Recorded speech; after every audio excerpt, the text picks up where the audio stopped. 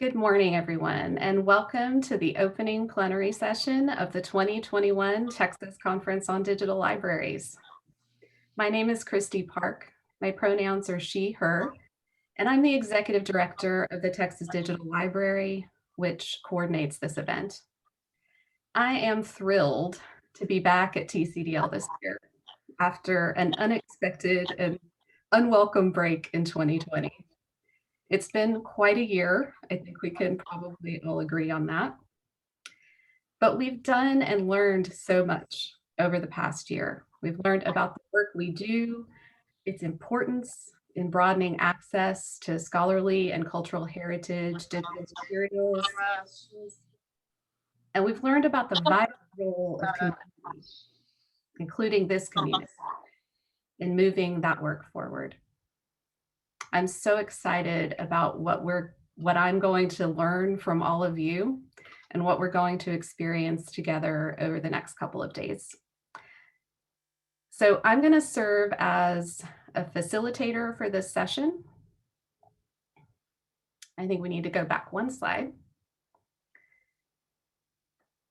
And we'll begin in earnest momentarily with a land acknowledgement and official welcome from TDL's board chair. Following that, we'll honor and celebrate this year's recipients of the TDL Awards. And then we'll welcome our wonderful keynote speaker, Dr. Suzanne Schadl, for her talk, followed by time for questions and some closing reminders from our program committee chair. With that overview in mind, it's my great pleasure to welcome Kelly Gonzalez, who is the Assistant Vice President for Library Services for the Health Sciences Digital Library and Learning Center at UT Southwestern Medical Center. Kelly currently serves as the chair of TDL's governing board, and I'm going to turn it over to her now for a land acknowledgement and a few remarks. Kelly. Thank you, Christy. Hi, folks. This is Kelly Gonzalez, the Library Director at University of Texas Southwestern Medical Center and Chair of the Digital Libraries, Texas Digital Libraries Governing Board. I am so happy to get to join you today. It is my honor to deliver the land acknowledgement for TCDL this year. Christina will paste a link into the chat where you can follow along. Land acknowledgements are an expression of gratitude and appreciation to the indigenous peoples, to the traditional caretakers of the land, for the use of their lands on which we work, study, and learn. We at TDL would like to acknowledge that we are meeting on the indigenous lands of Turtle Island, the ancestral name for what now is called North America. Moreover, we would like to acknowledge the Alabama, Cusheta, Caddo, Carrizo, Compudo, Cayahuitcan, Tecan, Comanche, Kickapoo, Lipan, Apache, Tonkawa, and Isleta del Sur Pueblo, and all the American Indian and indigenous peoples and communities who have been or have become a part of these lands and territories in Texas. And next up, I'll give you an overview of Texas Digital Library and the conference we're all enjoying today. Next slide. First, let me tell you a little bit about the Texas Digital Library. As chair of the governing board, I've had the pleasure of working closely with the TDL for the past year, most recently on developing a new strategic plan. TDL's mission is that a collaborative consortium based in Texas and rooted in higher education, the Texas Digital Library builds capacity among its membership of 27 libraries and growing for ensuring equitable access to and preservation of digital content of value to research, instruction, cultural heritage, and institutional memory. Our vision is that the TDL will become a nationally recognized leader as a provider of essential, equitable, and sustainable infrastructure for libraries and a cultural memory organizations, and our efforts will help to transform society through the radical broadening of access to valuable research, teaching, and cultural heritage materials. We're doing that every day through pooling resources, maintaining technology infrastructure, and by engaging our community members through events like this conference.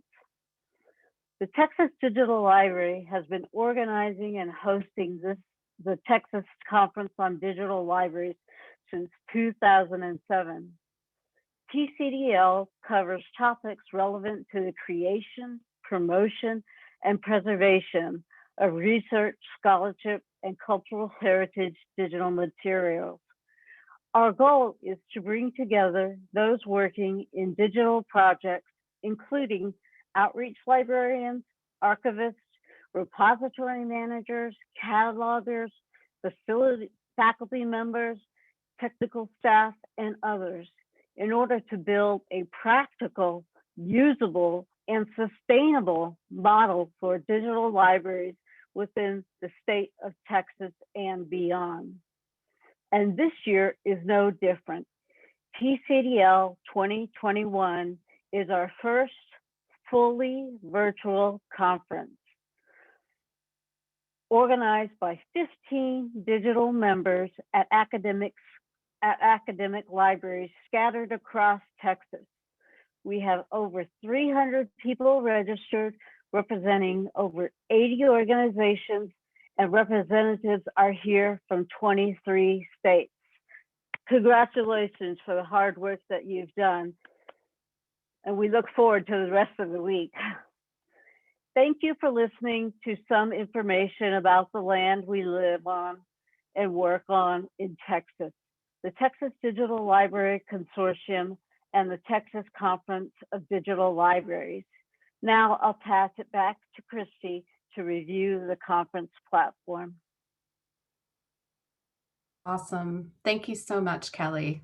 Fantastic. Before we move into the next act of this opening plenary, as Kelly mentioned, I've got a few important items to share, starting with some quick notes about viewing this session in our conference platform, Whova. So if you're streaming this through the Whova platform, you're going to see a section on the right of the screen with tabs for Q&A, polls, and chat and community. We hope you'll engage with us and other attendees through that chat tab, as well as through taking polls. And when it comes time for our keynote talk, you can use the Q&A tab to ask questions and to upvote questions that others post there. Our chat moderator, Christina Kellum, will help us keep track of all those questions and is just going to be watching chat in case anybody has any difficulties viewing the session. And you can take those polls whenever you're ready. This session is being recorded and will run until about 11:45 a.m. We don't have a break scheduled, so please feel free to take breaks as you need. Following today's plenary session, we'll start breakout sessions for the rest of the day. So when you look at the agenda in Whova, you'll see that these other sessions are organized into sub-sessions. I've got an example on the slide where you can see session 3B in Whova. Those sub-sessions are the different presentations that are happening during that session. So once you join the main session, then you click join the live stream and you can view sub-session details and join the session. So if you have any questions now or later about how this works, please come and see the help desk that the committee has set up. Christina is going to paste a link in chat to that. You can join that and ask questions of some of our committee members who will be staffing that help desk. Okay, next slide. TDL and the TCDL Planning Committee are dedicated to providing an experience for everyone that is free from all forms of harassment and inclusive of all people.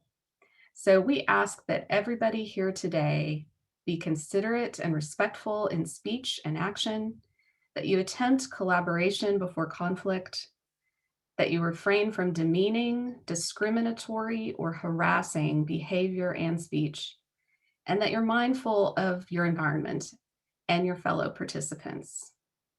You can view our code of conduct on the homepage of the conference in Whova.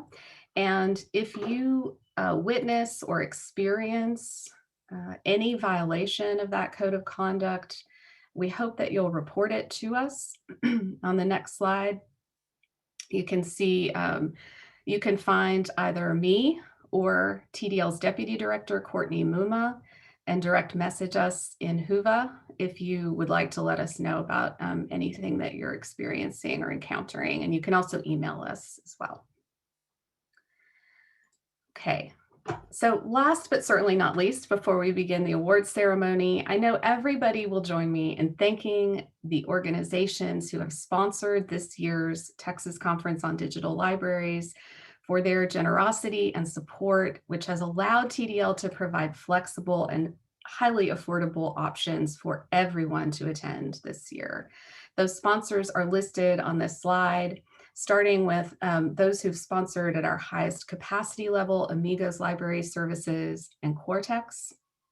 Thank you also to Duke University Press, Library Juice Academy, Lyrasis, the Northeast Document Conservation Center, the School of Information at UT Austin, Texas ETD Association, and From the Page. And we've also had several generous anonymous individual donors who have given funds to support scholarships and other aspects of the conference. And we're really grateful for their support as well. I hope all of you will go learn about and visit with these sponsors in the exhibitor space in Whova at some point during the conference and learn about the good work that they're doing. Okay, so now we're going to move into one of our very favorite parts of TCDL every year, where we celebrate this year's recipients of the TDL Awards. We at TDL are continually inspired by the amazing work going on within our member libraries and our friends throughout Texas and the region, work that furthers TDL's mission. And we're honored to play a part in facilitating that work. That the awards are one of the ways that we recognize how we all benefit from these efforts going on within individual institutions and organizations. And every year through these awards, we honor both individuals and groups of folks that have made outstanding contributions to the advancement of digital libraries in a number of different areas, including outreach, scholarly communications, overall excellence, individual impact, and service to the TDL Consortium. We also honor a student who is already making big impact in the field, and a trailblazer who's using limited resources in innovative ways to support digital collections. The TDL Awards Committee manages this whole process of soliciting and reviewing nominations for these awards, and I want to say a big thank you to this group listed on this slide for their service. They're awesome. Special thanks goes to Lauren Goodley from Texas State University for her excellent leadership as chair of this group over the past year. Lauren will have the honor in just a moment of announcing the TDL Awards recipients. And then our Deputy Director, Courtney Muma, will wrap up the awards ceremony by announcing the TDL Service Award. So without further ado, I'm going to hand it over to Lauren. Thank you, Christy, and good morning, everyone. I'm Lauren Goodley. My pronouns are she, her, and I'm an archivist at the Whitliff Collections at Texas State University. I'm so thrilled to be able to present you with this year's TDL Award winners. I love this part. The first award is the Outreach Award. This Outreach Award honors an individual or team that demonstrates a creative, innovative, and successful approach to increasing accessibility of digital information, promoting engagement among new users, or increasing public awareness of an organization's digital collections. And the 2021 TDL Outreach Award goes to the Institute of Oral History at the University of Texas, El Paso, headed by Dr. Yolanda Chavez-Leiva. UT El Paso's Institute of Oral History is the largest repository of border-related oral histories in the United States.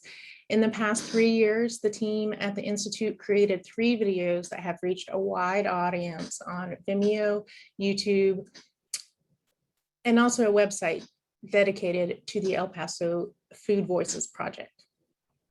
The Institute of Oral History has collaborated with the special collections of the UTEP library for decades to make their oral histories accessible through the library.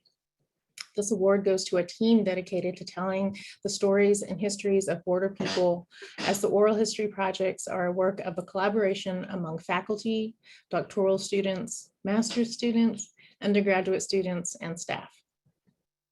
And we recognize that their projects have the potential to create greater access to these vital oral histories, to provide new resources for educators in K through 12 and higher education, and to encourage people to record their own stories. So congratulations, thank you for nominating Dr. Yolanda Chavez-Leiva, and congrats to the, and thank you to the Institute of Oral History at UT El Paso. Next is the Scholarly Communications Award, which honors an individual or group who has demonstrated leadership in or advancement of scholarly communication. This year's Scholarly Communication Award winner is Taylor Davis Van Atta at the University of Houston. Taylor is the director of the University of Houston's Digital Research Commons. In his roles, he has been and remains a driving force behind expanding scholarly communication and open access services for the U of H faculty and students. 2 of Taylor's earliest initiatives laid the foundation for expanded services at the libraries. The first one was launching Cougar repositories for open access, and extra points for this, it's Cougar ROAR for short, repositories for open access, to support scholars in depositing and sharing their open works, and also establishing, Taylor established a CV service at the libraries as a way to mediate deposit of faculty works into the institutional repository. Taylor also promotes open educational resources and advocates for fair licensing agreements and practices that make data and research products openly available and reusable.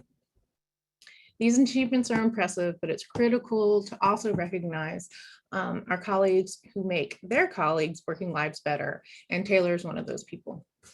So we're so grateful for what you do. Congratulations on winning this year's Scholarly Communications Award, Taylor. Ooh, this is a good one coming up, y'all. It is the Student Excellence Award. TDL Student Excellence Award honors an individual student who has demonstrated overall excellence and significant contributions to digital library practice. This year's 2021 Student Excellence Award winner is Glory Turnbull of St. Mary's University in San Antonio. Glory Turnbull has been a key member of the Bloom Library Project team and the Old Spanish Trail digitization project since August of 2019. Whew. The Old Spanish Trail had a major impact on this region, including the development of tourism, highway development, and the built environment of the South. The Old Spanish Trail was built in the 1910s and 20s as an automobile route. A major waypoint in this coast-to-coast route was San Antonio, Texas, where the Old Spanish Trail Association headquarters was located. The association promoted the development of an auto highway throughout the South. This highway encouraged commerce, economic development, and social connections among former Spanish colonies that to this day have a sizable Hispanic population. The digitization of these resources will enable the integration of these primary sources in classrooms and support scholarly research throughout the nation. The collection is significant not only to the history of San Antonio, but also to the entire region. So having recently finished their MA in public history, Glory is sure to continue to use these skills in her next step as a student of archives and records management beginning in fall 2021. Glory hopes to become an archivist or museum professional. Well, I think you already are, but you know, like that's your trajectory. And congratulations, Glory. Welcome to the field of digital libraries.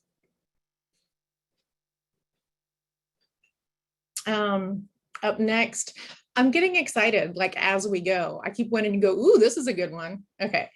This is the Trailblazer Award, which honors the work of an individual or group who has used limited resources in innovative ways to create, maintain, or support digital collections. And this year's TDL Trailblazer Award goes to the J.D. Doyle Archives. The J.D. Doyle Archives, which you can find at jddoylearchives.org, is a culmination of 20 years of work preserving LGBT history and totals over 18,000 web pages of content.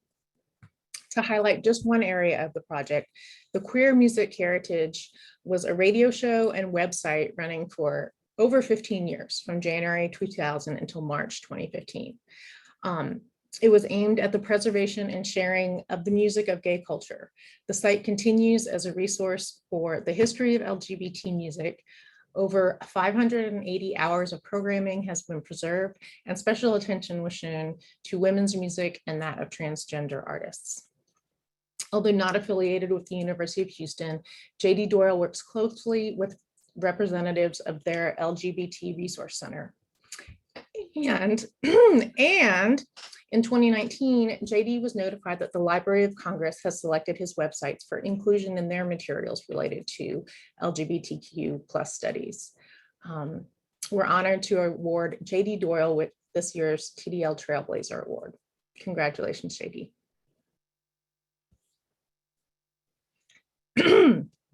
Next, we have the Individual Impact Award, which honors an individual who's made significant contributions and improvements related to the field of digital curation and digital scholarship. This year's Individual Impact Award winner is Juliana Barrera Gomez at the University of Texas at San Antonio. At UTSA, Juliana spearheaded the formation of the library's Digital Stewardship Governance Group. This group gathers mainly non-archivists from every area of the libraries who have a role in creating or managing digital content. Juliana's leadership is helping the libraries build a collective knowledge of the challenges and considerations in digital preservation. Ingenious. As a member of the Texas Archivematica Users Group Steering Committee, Juliana plays an influential role in leading digital preservation efforts, decisions, and practices at UT San Antonio and throughout Texas. She is also currently co-chair of the Texas Archival Resources Online Standards Committee. Juliana makes significant contributions while building a sense of unity and purpose. We are so honored to present Juliana with this year's Individual Impact Award. Congratulations, Juliana, and thank you so much. This is the last one from me, and then we have one more service award. So this is the TDL's Excellence Award, which honors a specific project that demonstrates overall excellence in one or more areas of digital creation or digital scholarship practice. This year's TDL Excellence Award goes to the Houston Asian American Archive at Rice University. The Houston Asian American Archive is a digital scholarship project managed by the Chow Center for Asian Studies and housed in the Fondren Library at Rice University. And she is the associate curator for the archive, and Dr. Ann Chow is the director. In April of last year, Anne she led the development of a COVID-19 special collections called COVID Chronicles to collect stories of frontline workers, community leaders, volunteers, advocates, and many others in the Asian American community about their pandemic experiences. And also started the Racial Justice and Civic Engagement Special Collections to document stories and discussions about the Black Lives Matter movement and other racial justice topics, as well as civil engagements on voting rights and its pressing matters before our most recent election. And also curated 2 public exhibitions with open calls to engage Asian American community members to share their stories with the archive, and led the charge to tabulate and consolidate consent forms, biological and ethnicity data, and to build a community mailing list consisting of past participants so the archive doesn't lose touch with their interviewees. We at TDL are so grateful for Anne's vision and dedication that further elevates the work of the Houston Asian American Archive. Congratulations on winning this year's Excellent Award, Anne Shi and also Dr. Ann Chow.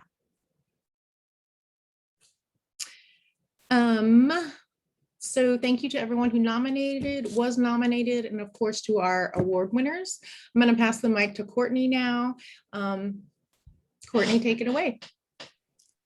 Thank you so much, Lauren. It's hard not to share your enthusiasm, and I really appreciate it because we feel the same way at TDL. Hi, everyone. I'm Courtney Muma. I'm the Deputy Director of TDL. I'm also an archivist and librarian, and my pronouns are she, her. And I'll be presenting the final award for this year, the TDL Service Award. Each year, the Texas Digital Library staff honors a winner from among our TDL members, either an individual or a group, who have made outstanding and meaningful contributions to the TDL consortium and its members.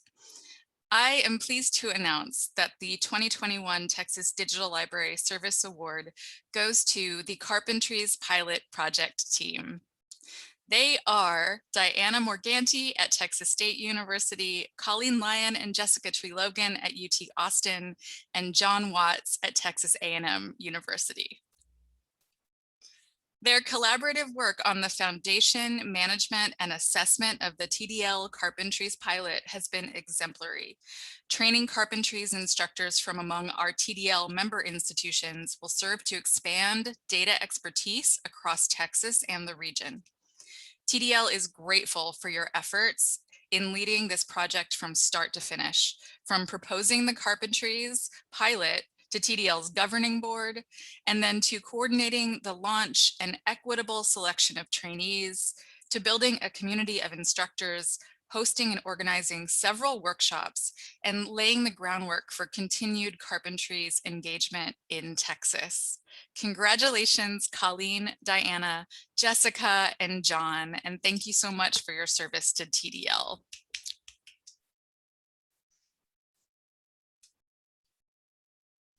Finally, we wanted to share that we had the highest number of TDL Awards nominations ever this year, which is especially meaningful during such a trying year for all of us.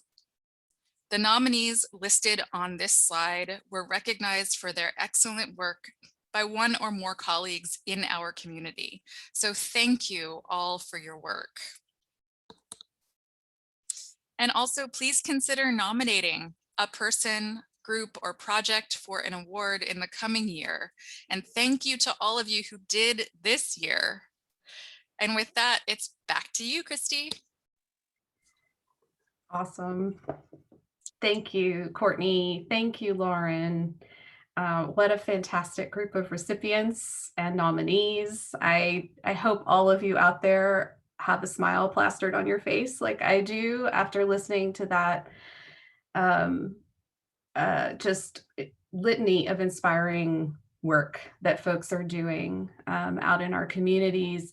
I love hearing about these projects that are so rooted in their communities locally and working to preserve and provide access to this important information, provide services to researchers, and just, I mean, not to get too gushy about it, but really making the world a better place. So we are just a couple minutes away from our keynote talk this morning. But before we get there, I have one more important group of folks to thank, and that's our 2021 TCDL Planning Committee, pictured on this slide.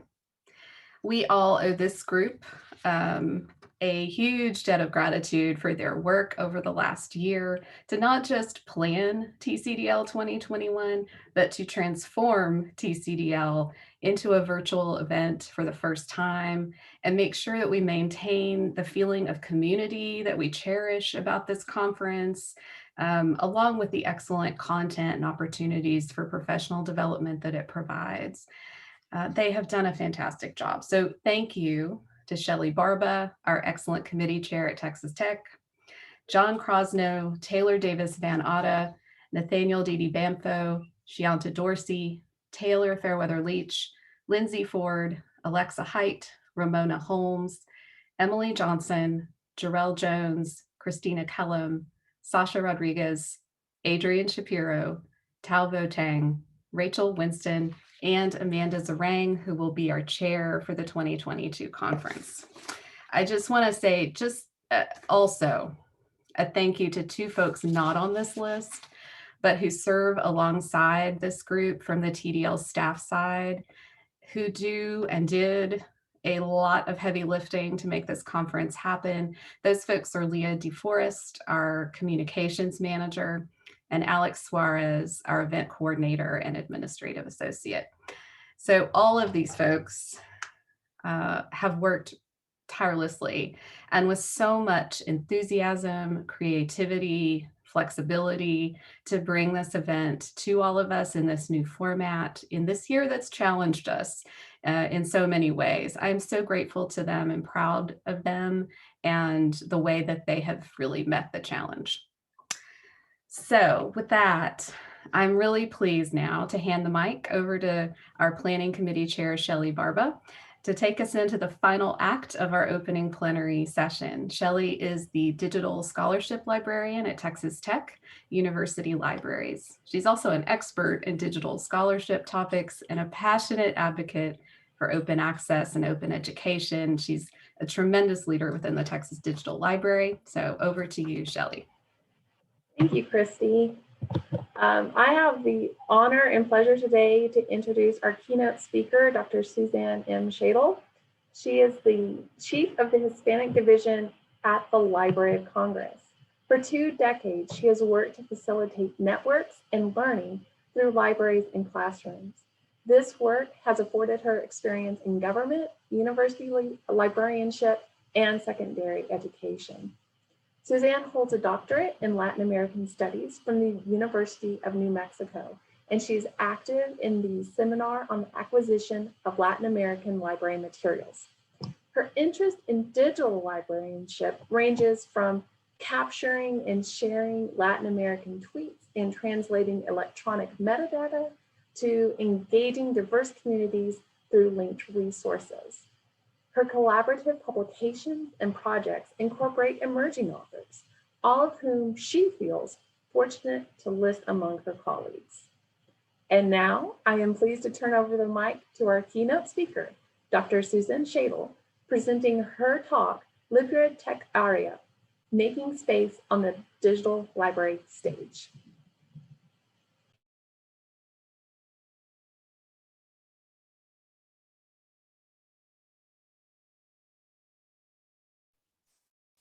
Suzanne, you are muted.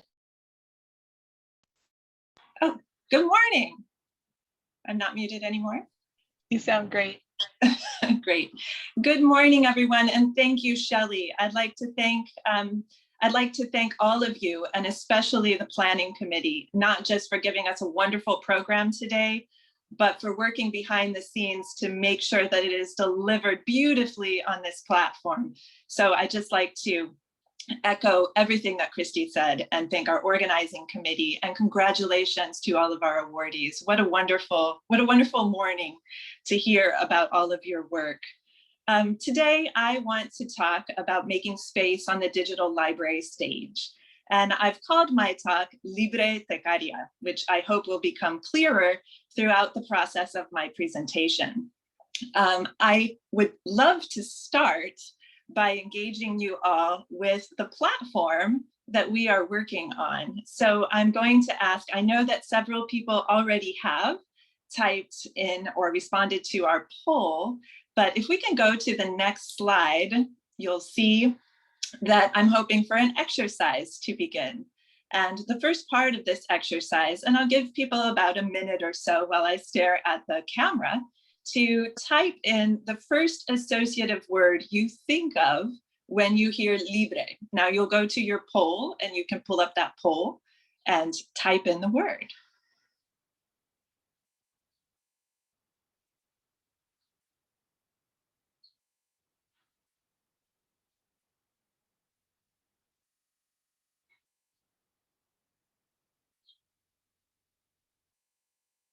My heartbeat starts to go down as we do this.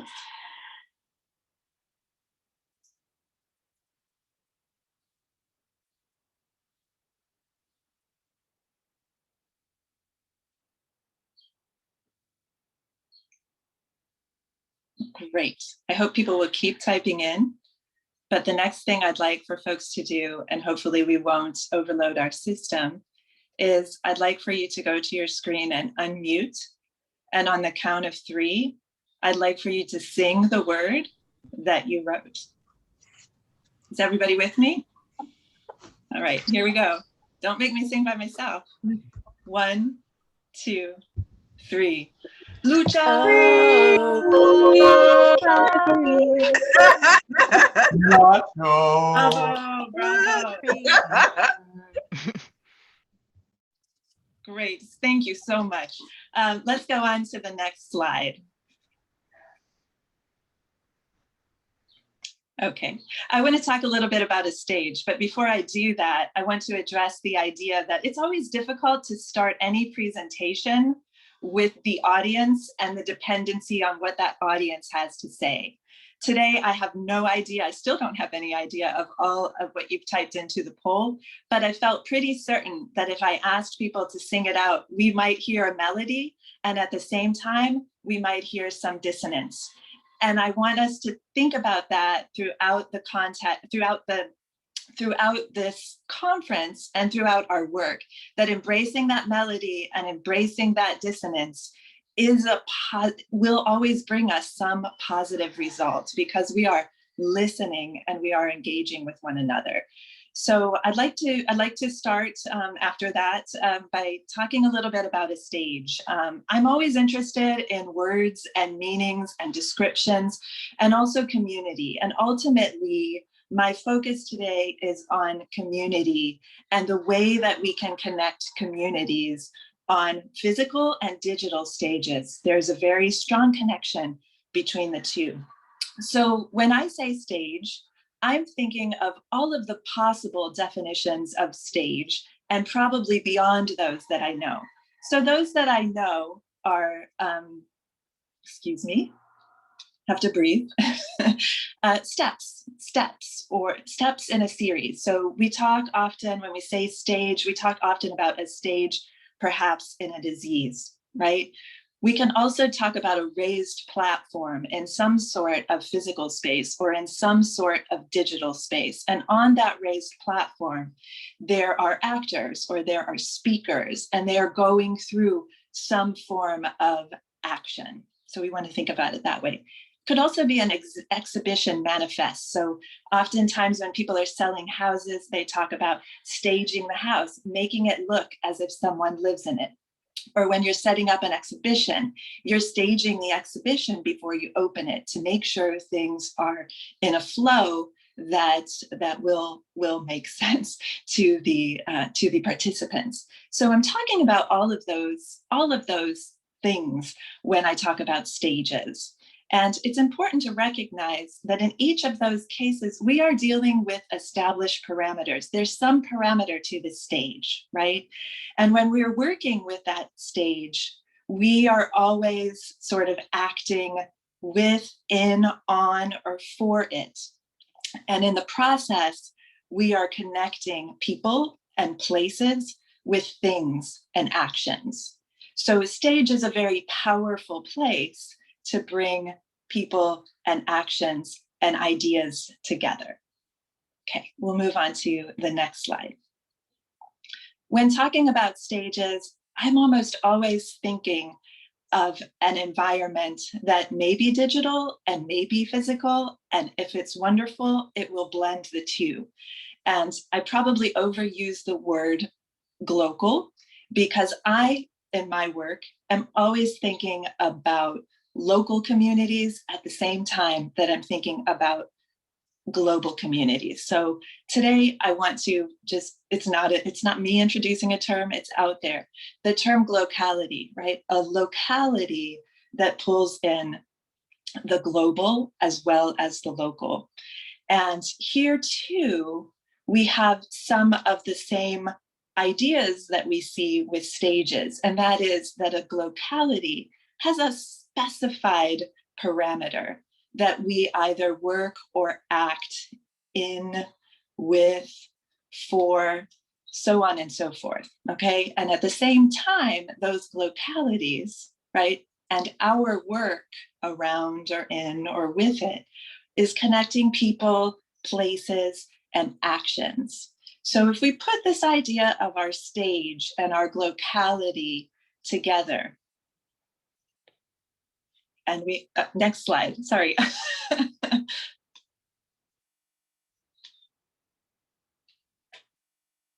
we get to talking about what we're doing on that stage, or what we do in that locality or that locality.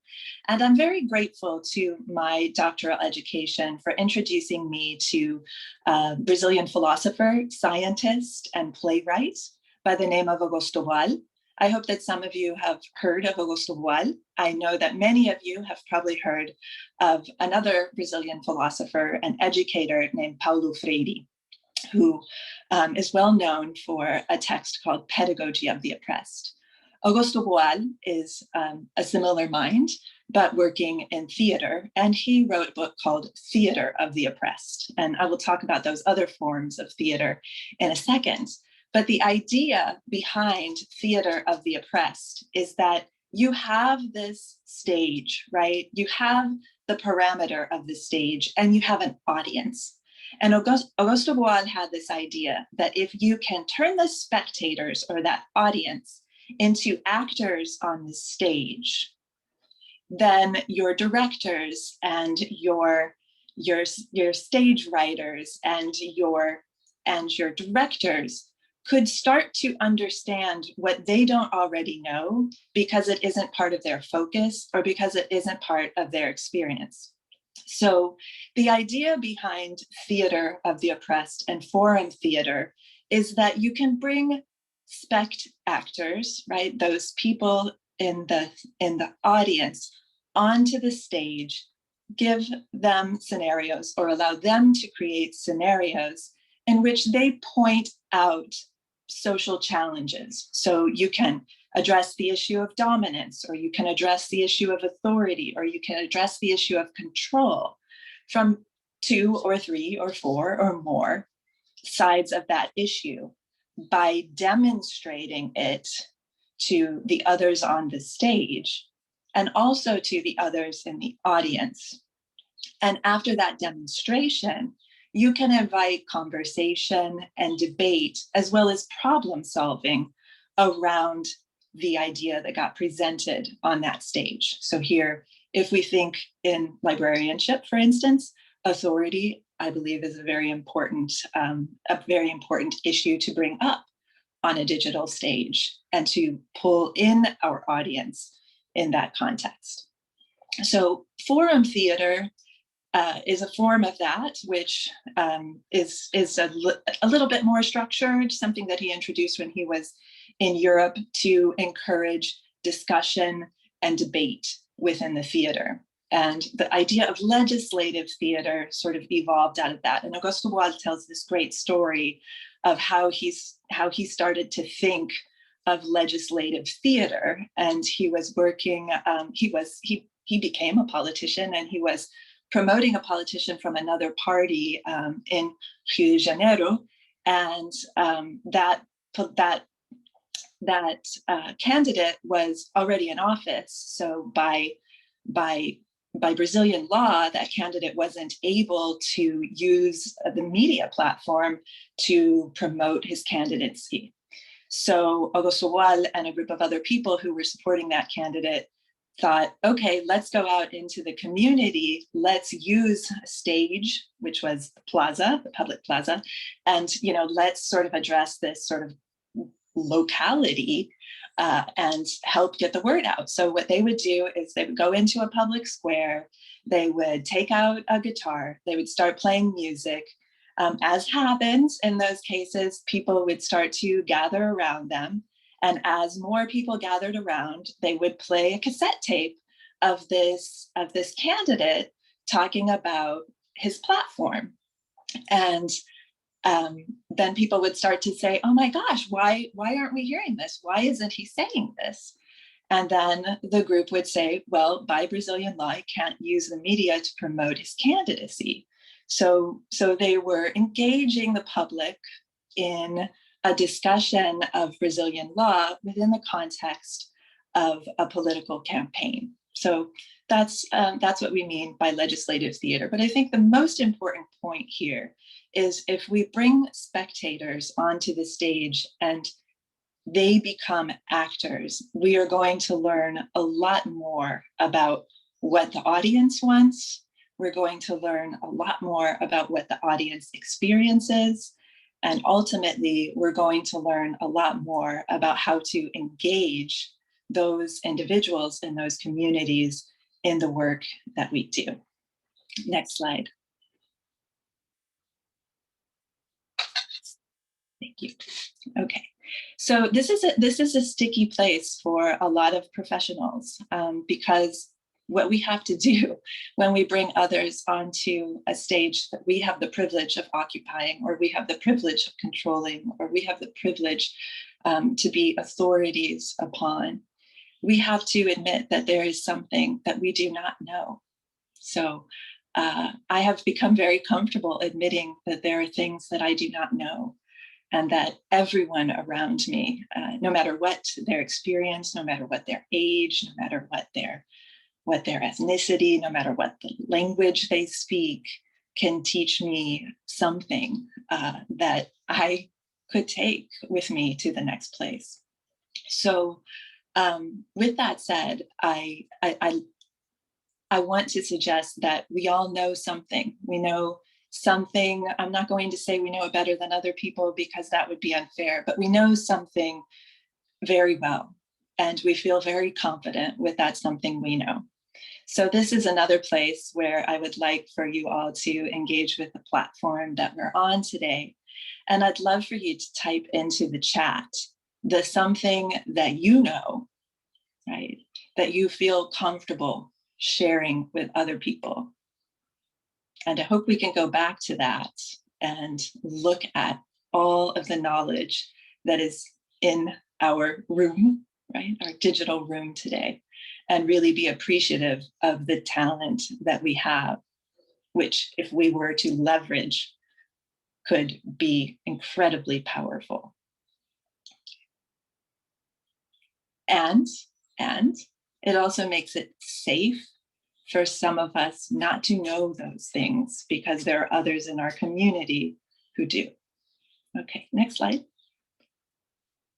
And thank you, Tom.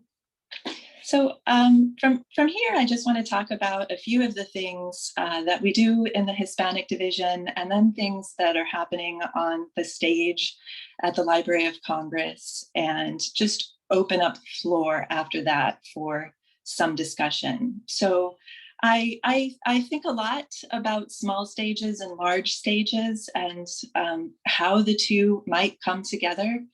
At the Library of Congress, I am on a very public stage that a lot of people are familiar with, and I have the privilege on that stage of meeting people that I would never meet otherwise, and engaging with people that I would never meet otherwise. And at the core of my interest in education and my interest in librarianship is meeting some of those people whose names aren't recognizable on a screen, and sort of bringing their story forward. So one of the things I think about is what have we done in the past at the library in the Hispanic Division to engage with those people who may not be recognizable to a large portion of the public, and what could we do in the future? So I'm very privileged and honored to serve as chief in the Hispanic Division. We have an amazing staff, and I've named them, and I will name them at the end of this presentation, and maybe in reference to some of the projects that I'm going to talk about right now. But so looking at forum, we have a couple of, and I'm moving along my screen and pulling up my references so I can see them on the side here. So bear with me. So one of the projects that we have moving, and that has been moving for a long time in the Hispanic Division, is work with students and work with interns, as well as work with authors and other authorities in particular parts of different disciplines. And I'd like to acknowledge those because they are projects that engage a public with materials and services in the Library of Congress.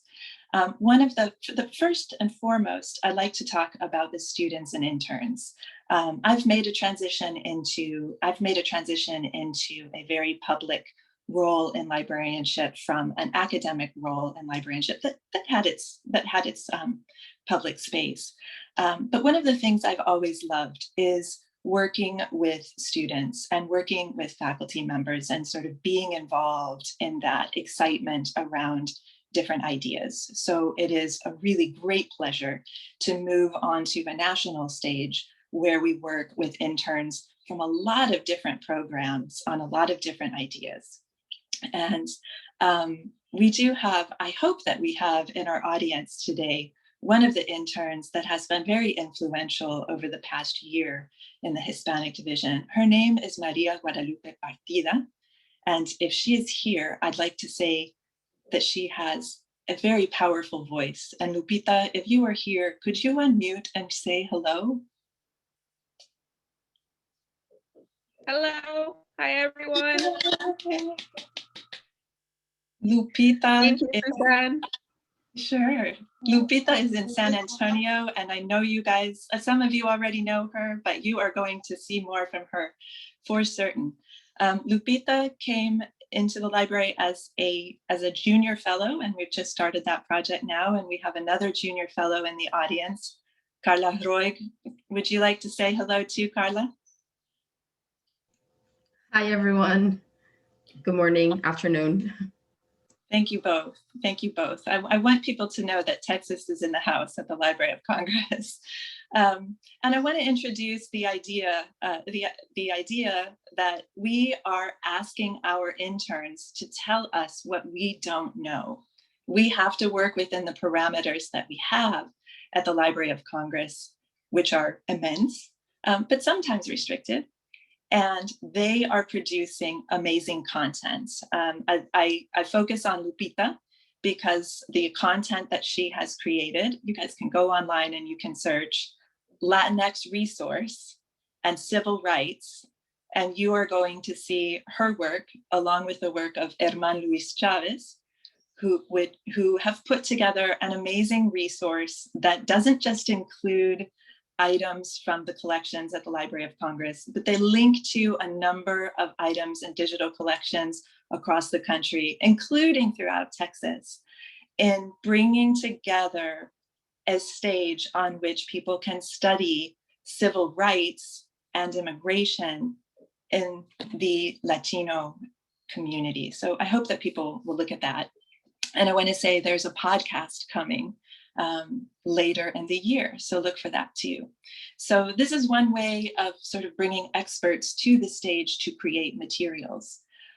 One of the tools that we create in the Hispanic Division is called the Palabra Archive. And in that archive, authors, established authors, award-winning authors, make their work heard through their own voices. So they take the materials that we have on library shelves, they pull those materials off the library shelf, and they put their voice to it. And I think this is a really important tool on a platform. That voice is an important voice, and the language in that voice is also an important reference that we support. Again, the idea of forum, pulling out what we don't know, right? That sort of voice behind the writing and bringing it forward. And then in addition to that, and with the University of Texas, we produce the Handbook of Latin American Studies, which brings together about 130 scholars, professors from around the country who add metadata, right? Descriptions from their own field to materials at the Library of Congress in order to make those materials more findable in a database. Now, I wouldn't necessarily sort of highlight any of these materials as groundbreaking in the context of digital libraries, but they are very important when we're thinking about the library as a forum, or the library as a space where cacophony exists and where melody exists through our resources and services. So I'm very privileged and honored to be able to present those kinds of materials to others. As we are sort of working in a digital environment and trying to sort of lift up voices that may be less heard within the context of librarianship, we have to depend on others. So I want to move to the next slide, and I'm going to hurry up. Okay, so community scaffolds become very, very important when we are trying to figure out how to take something on a small or medium-sized stage to a larger stage, right? They serve as platforms that support workers, actors, and in our case, libretecarias, when they are working at heights they can't reach otherwise. And this is the beauty of the digital environment. So a scaffold can also break things into smaller pieces, so it's more achievable. And I think it's important to think about both of those contexts when we're thinking about the digital library space. How do we break it into parts? And how do we connect those parts through community scaffolds to raise it up? So I just want to talk about a couple of the things that I've had the experience of participating with at the Library of Congress, and point out some of the ways that those connections are being made. And then I want to open the space for other people to share their examples, because I know there are so many examples in this room today. So next slide. Okay, so Latinx culture and Wikipedia Edit-a-thon. So we've all heard of edit-a-thons, we've all heard of transcribe-a-thons, but it is important to stop and think about the edit-a-thon and where it came from, and the idea that there are citizen editors out there who have information that our big systems and our big references have not done well to share. In this case, during Hispanic Heritage Month a couple of years ago, one of our librarians said, you know, we should do an edit-a-thon where we're really focused on Latino women, because there's just not much out there about Latino women. So we brought people into the library with Wikimedia. They got a training from Wikimedia to do an edit-a-thon. And we focused very specifically on Latino women and adding Latino women. I know many of you have done that kind of project, but I want to focus on it here as a community recognizing a need and saying, hey, we could do this. It's something simple. Reaching out to a community scaffold, a larger organization, and coming together to find some solution that the two of them could put up on a public stage, on a raised platform, to bring more awareness to resources. Next slide. And thank you, Tom. The next tool, and this is focused a little bit more on the context of language and the importance of language in the catalog.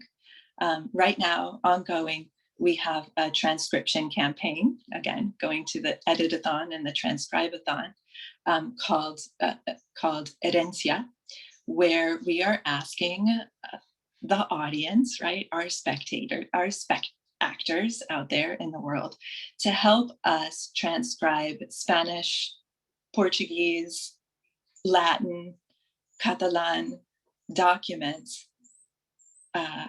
on a public stage, so that the words that exist within those documents, right, the OCR is in Spanish, So when people come to that everything that you see, that everything search that you see at the library, they could search Spanish names, they can search Spanish places, they can search Spanish phrases, and start finding some of the material in the collection.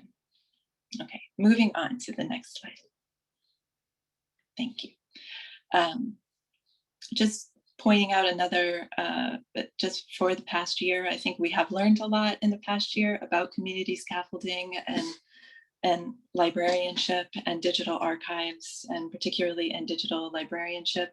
And my colleagues in the Prints and Photographs Division at the Library of Congress came up with this wonderful idea to engage the public in identifying materials that might be integrated into the collection. So again, using another tool, Flickr, that has a sort of strong community and really focusing on a specific topic, we are pulling together references from across the country to what this experience of COVID-19 looks like in different places. And individuals from across the country have joined. You can see there are about 900 members there, and they are adding digital content that we then select for the library. Kind of like that web content that is selected and procured for the web archives at the Library of Congress, going back to our awards ceremony. And then finally, on the next slide, we have been very fortunate at the Library of Congress to receive a Mellon grant that will engage actors in, or libretecarias, in the process of identifying American voices and making our collections and those voices more audible in the Library of Congress. And that is a recent announcement that some of you may have seen. It's called Of the People, and I hope that you will keep your eyes out for it.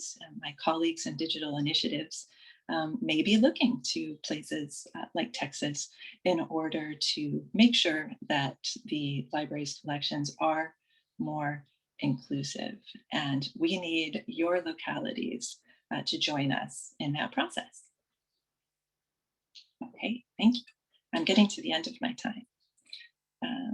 So I think it's pretty clear at this point that I am a strong proponent of locally sourced libretecarias, and I'd really like to hear about, and you don't have to sing it on cue, but I'd really love to hear about these initiatives that are taking place in your spaces. And I know the rest of our program will give me that opportunity, and I look forward to it.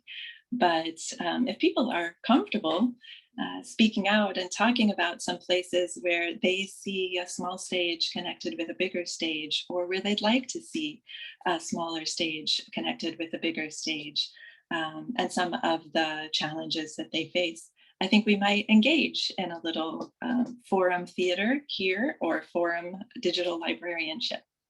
So with that, I want to thank our audience for giving me their ear and this time. And I'd also like to thank the Texas Conference on Digital Libraries and Texas Digital Library for the opportunity. I'd like to thank everyone on the next slide. I'd like to thank everyone on on this slide, including our conference organizers and all of the wonderful people that I work with at the Library of Congress on some of those projects that I had the opportunity to present to you today.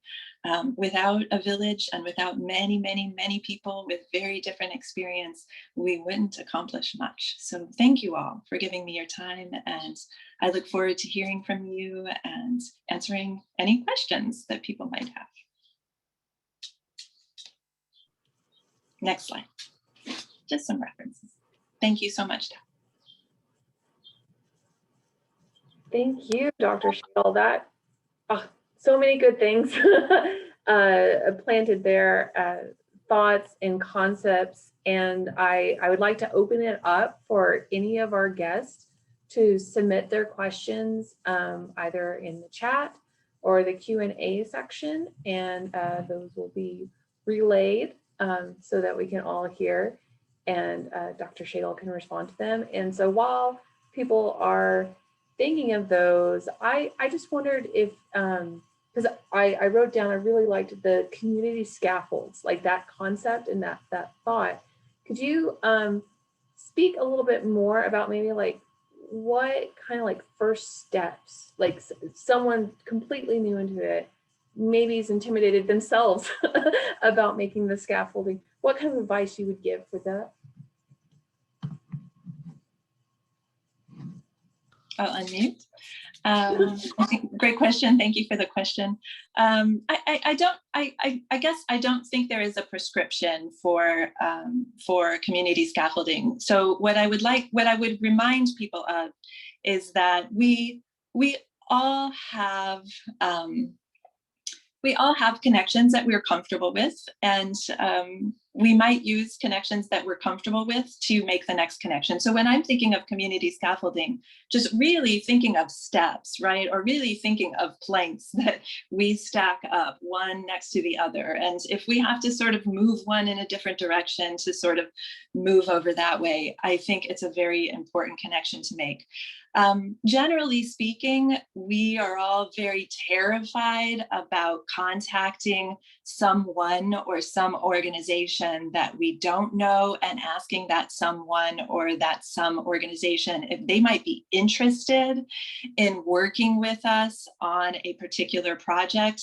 And I guess the first step for anybody who is nervous about creating community scaffolding is, you know, advice that I got from my mother, which was, you know, what is the worst that can happen? Somebody will ignore you or somebody won't answer you, right? But the best thing that could happen is that a connection is made and you find in your desire to complete something and this other organization or person's desire to complete something, there is common ground, and that scaffolding has started, right? And you can then sort of work on that platform together to make the next connection. I think it's very easy for us to think about this in the context of the digital environment and 6 degrees of separation. We're all very comfortable sort of making links in on our professional profiles or in social media.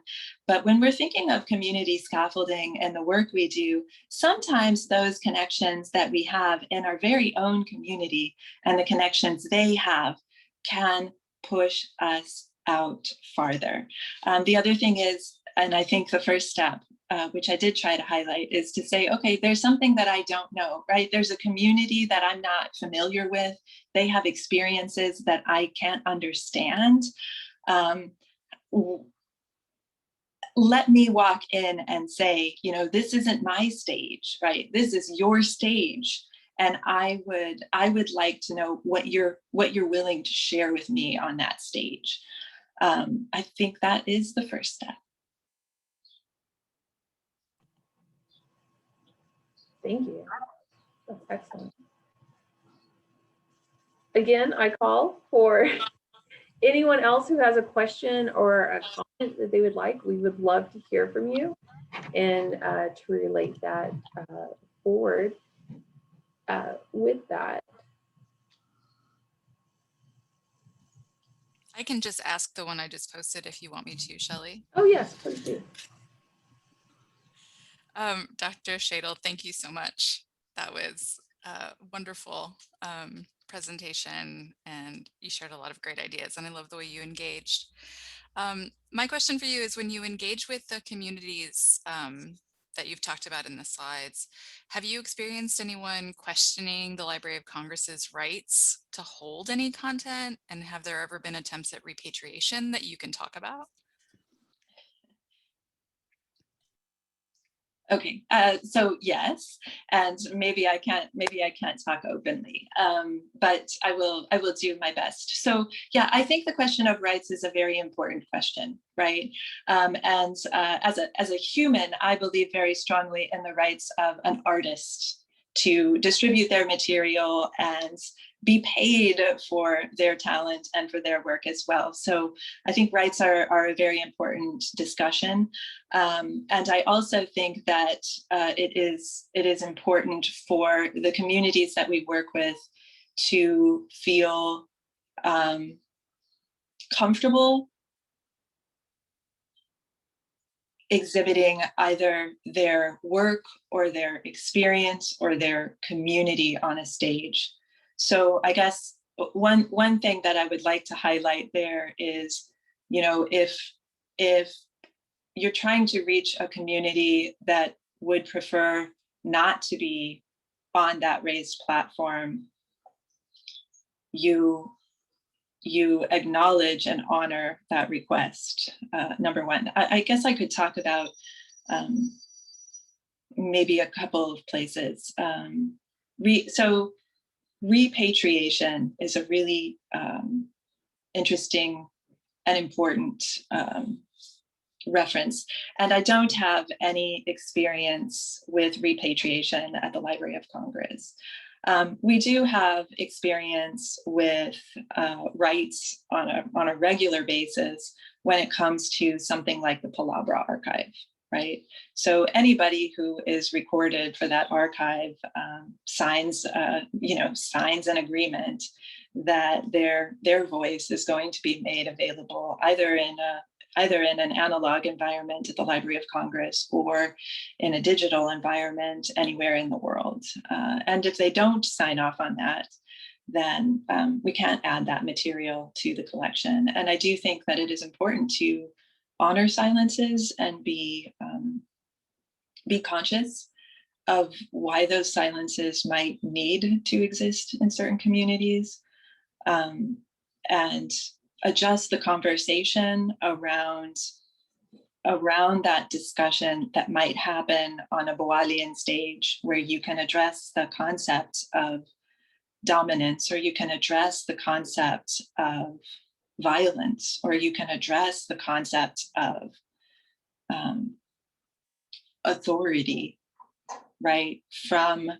Not from the view of the director or the librarian or the controller, but from the view of the individual who wants to maintain their silence on that stage.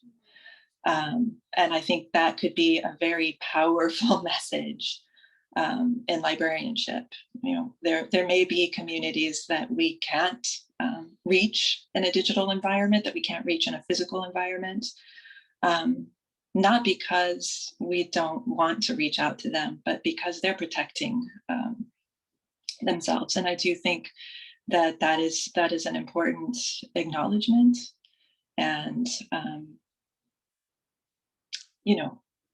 it's a good opportunity to talk about why libraries are here, right? Where did libraries come from? How did libraries sort of emerge, and for what purpose? And have the purposes changed? And if they have changed, how do we change the structure of power within them? Thanks for that question.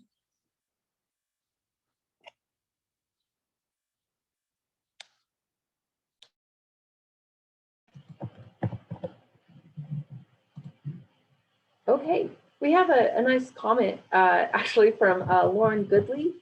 She says, I appreciate your sharing LOC projects. as to me, we may need to build the scaffolding or ensure institutional support, even if it's just for my labor as an employee. It's really nice. Lauren, did you want to expand on that any?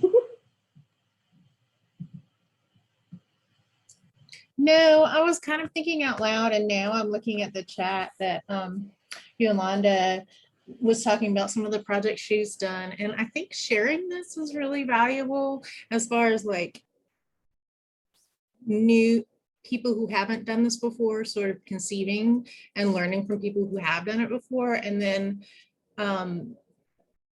you know, sharing that information up to our managers, like, this is what our peers are doing. This is what we need to be doing. And so I appreciate that, Yolanda. And if you want to speak any more than your comment, I'm interested to hear about your experience.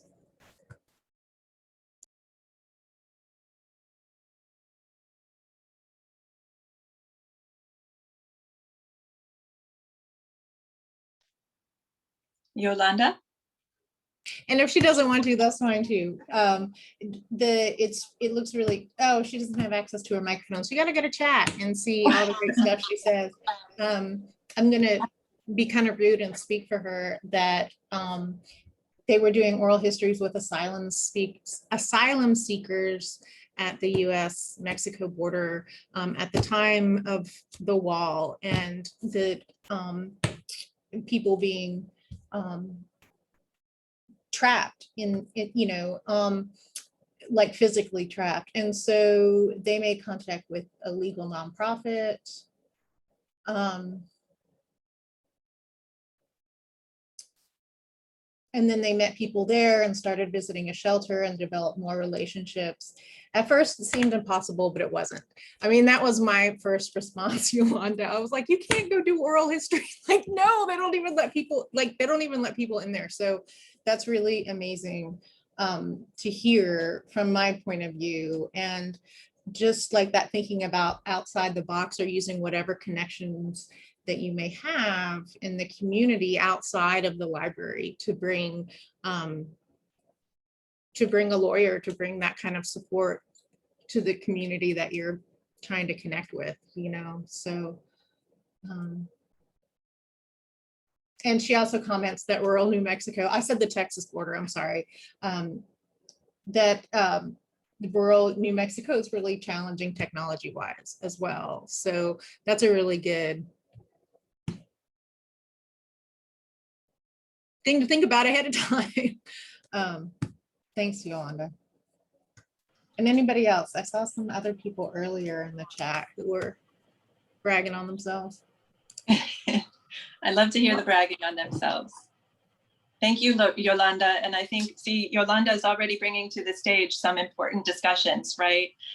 The idea that when you're doing outreach and when you're involved in an outreach project, you have to go outside of the library. You're going to be in an environment. You're going to be sort of talking about the library with people who may not necessarily see the library as an important place, as an important entity to be talking to at that moment. But just the sheer sort of willingness to go out and talk, to bring them onto the stage and to ask about their experience and to offer what information they may need to give some sort of opening is a really important tool. And yes, I'm especially conscious of it in Washington, D.C., having lived in New Mexico. We make certain assumptions in places about accessibility to the internet, or accessibility to computers, or accessibility to these sort of tools and platforms that we all work within, without necessarily thinking that, it's really not accessible in a lot of places and to a lot of people for a number of reasons.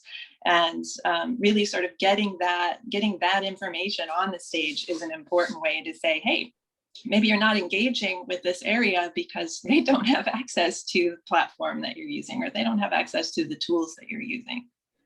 Really important. Thank you for sharing that. We have another question that has come through for you, Dr. Schadl.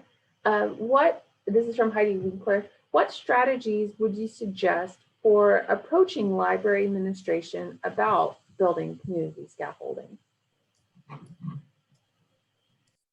Great question.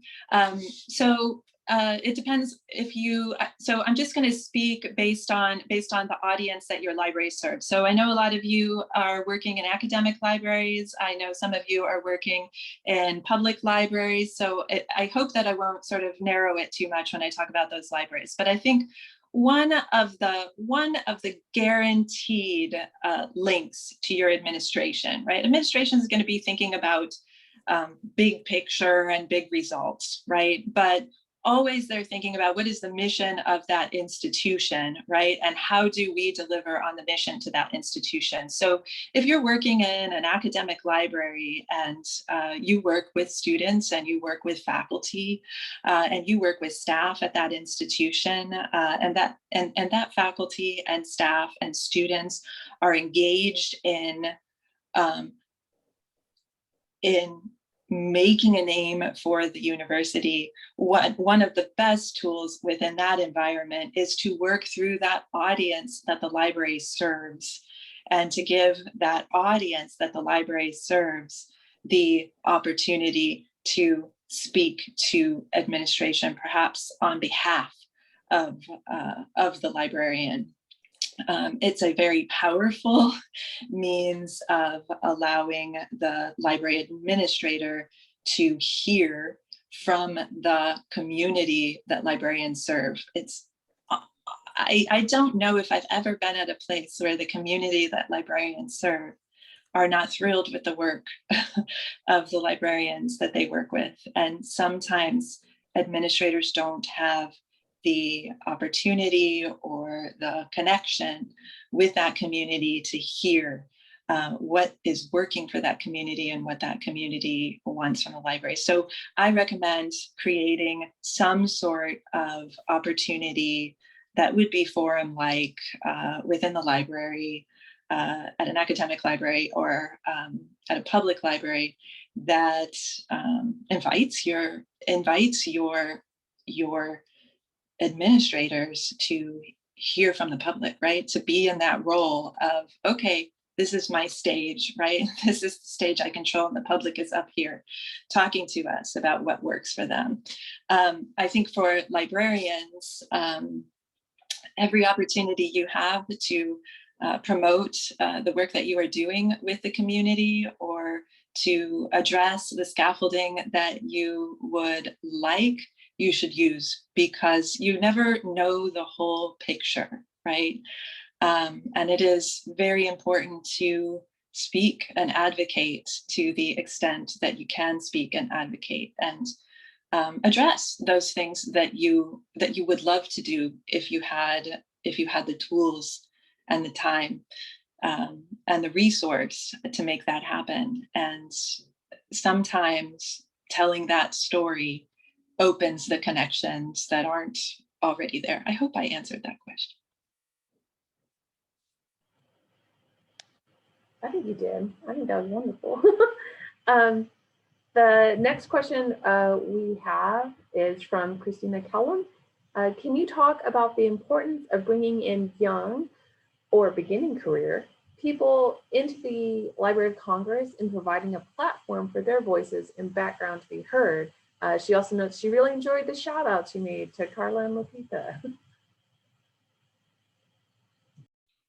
Yes, absolutely. I think that's probably my favorite part of my job is the ability to do that. So in terms of, I believe very strongly that, maybe I don't want to. Okay, I am a Generation Xer. I am in my 50s. I've been working in libraries since I was a freshman in college. They've changed a lot in that time. And of course, I've changed a lot in that time as well. But every day we learn about a new tool. I think I heard Tao earlier say that she'll be on Slack, and I have some experience with Slack, but not much experience with Slack, for instance. And it's working with people who are active within those tools that helps us learn more about them. So at the Library of Congress, it is very clear, right, when we bring in a group of junior fellows, or when we bring in a group of HAKU interns, or in the Hispanic Division, when we're able, thanks to endowments, to hire Huntington interns, it's very clear that if we keep our ears and our head open about those, about the knowledge that those young professionals have, and about their goals in sort of sharing that knowledge and learning what we can teach them in the process, I think, and in my experience, we've been able to create amazing new things. So here again, it's similar to the classroom. If I'm standing in front of the classroom and telling the classroom what they need to know, chances are there's a very small percentage of students in that classroom that are hearing or absorbing what I'm saying they need to know, because probably doesn't really speak to them. If I stand in front of the classroom and say, okay, I have a certain experience, I have a knowledge of this particular topic and the people that work in this particular topic, and I find this interesting or that interesting, but I'm kind of curious about why you're here. Sort of, what are you taking around this information that you're bringing in, or what's out there that I haven't even heard about, right, that I have no experience of, that might be useful in this discussion. And that is what has always sort of emerged, right, in a forum environment where there is sort of safe and open talking about, well, I think that this resource is a little exclusionary, and it's exclusionary on these grounds. And I don't know if I would create this particular resource if I wanted to do what we say that we want to do with this resource. Maybe I would do it this way. And if we are in a conversation and a forum where someone can disagree with someone and present opportunities and examples and results, I think we can open our perspective and create something new. And in my own career, I have, of course, I have some mentors to thank for opening doors and making certain things possible for me. But as I go through some of the best lessons in my life, they really come from those students in the classroom, from colleagues who are working through a tenure track system, from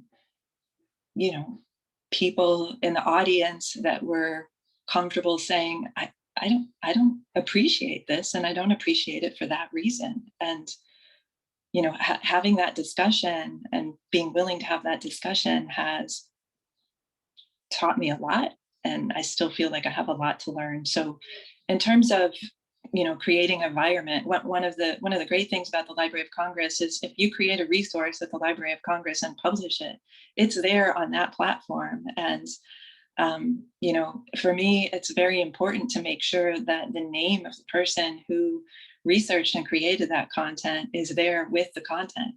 And that's what we are doing. And of course, every opportunity that I get, I'm a very proud boss. And I do like to shout out, because I think it's important to acknowledge that I'm in a privileged position where I can present the brilliance of other people's work.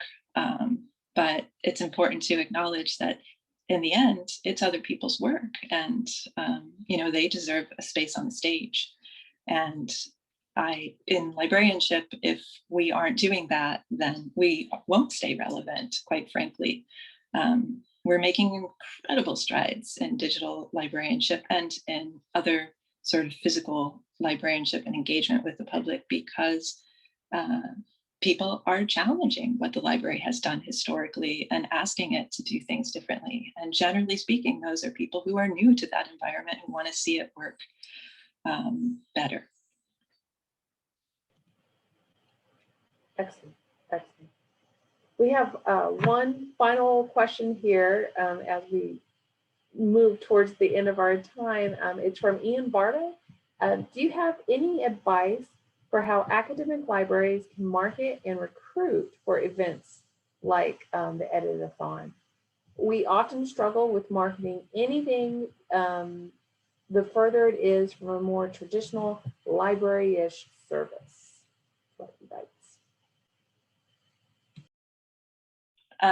So I wonder if we could enter in a conversation here, because I'm curious if you have access to anybody locally who works with Wikimedia.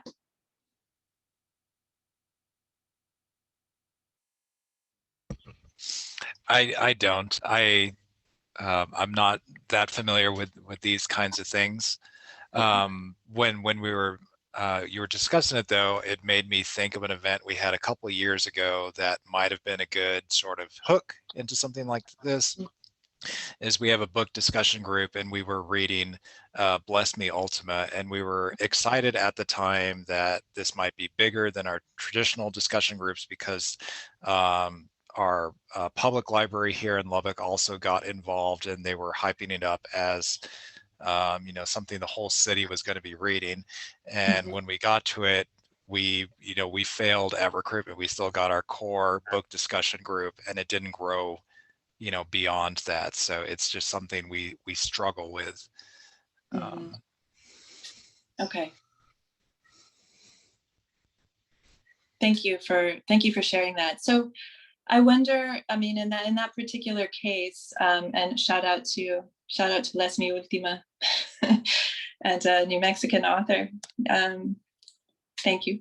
I think, you know, in that case, and in all cases, the more you can leverage those relationships that you have. So in that case, you're working in a public library, and there was some other initiative happening locally to sort of pull people into reading that particular book.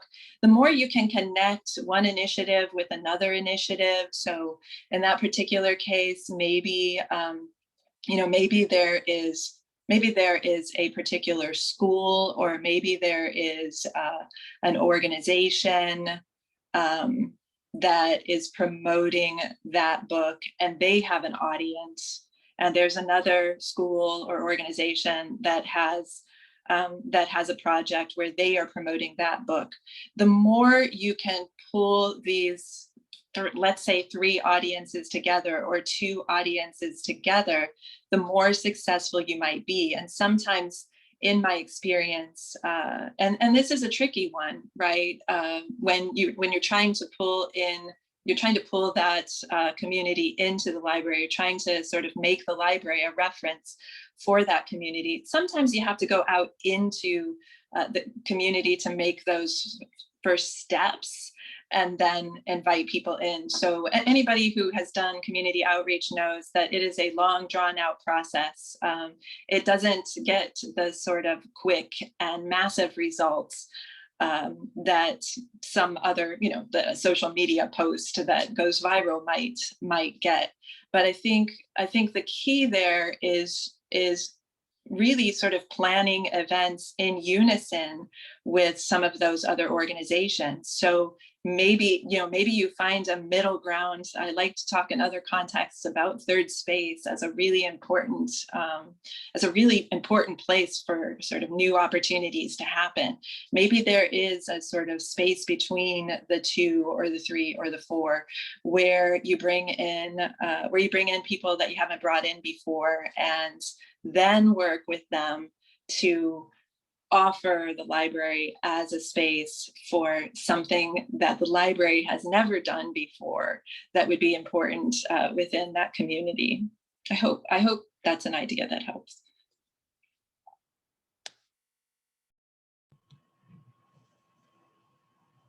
I certainly think so. I'll slightly speak for him. We're related. It's fine. With that, I want to give my heartfelt gratitude to you, Dr. Schadl, for your speech today and our Q&A session. It was extraordinary. I absolutely loved it. Thank you so very much. I'd also like to thank all of our presenters for the awards, Christy Park, and for sharing with us this morning the exciting things going on.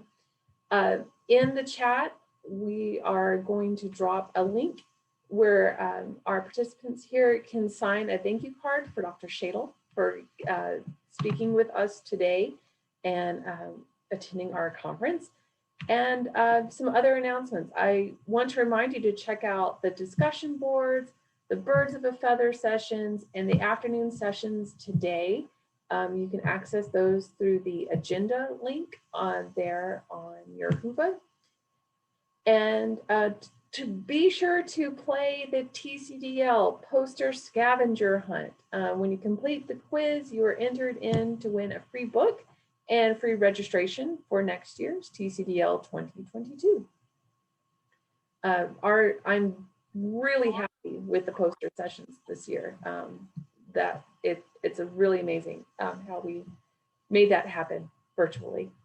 And then as a reminder to use the hashtag TCDL 2021 on social media. We are at TX Library on Twitter and at Texas Digital Library on Facebook. So if that's a game you play as well, we'd love to see you there. Everyone is also invited to join us at the TCDL Social Hour that will be Thursday at 5 p.m. Central Time. The link here, a day after all the sessions, and you've kind of decompressed and re-upped your Zoom level to come together and just have a nice little social hour where we can talk about the great ideas that have been shared over this conference. And finally, anyone who's joining us who is not a member, a Texas Digital Library member, you are invited to join the TDL's open house on Friday, June 18th, 2021 at noon Central Time. Please stay tuned for more details in a forthcoming email, but we would love to see you there. And with that, we are finishing on time, my favorite way to finish. I hope everyone has a great conference. Thank you, Dr. Schadl. Thanks, everyone. And special thanks to this organizing committee. Thank you. Thank you. Thank you. Bye, everybody. See you. Thank you very much.